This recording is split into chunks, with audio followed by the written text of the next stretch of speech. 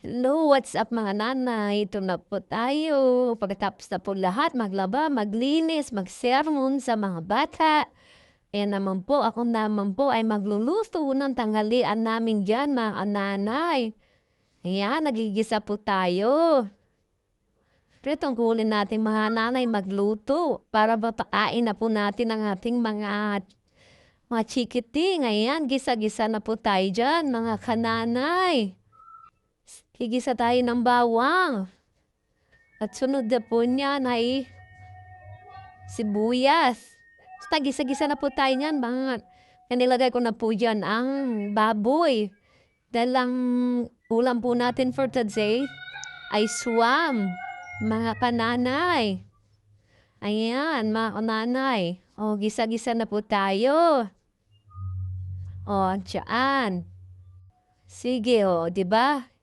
Ayos-ayos na lang tayo muna. O, yan yung bola. Dahil pakalat-kalat, mga kananay. Yan, gisa-gisa na lang tayo dyan, mga kananay.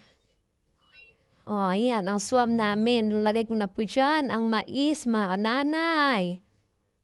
Yan po. At salamat din po ha sa mga nung video sa amin.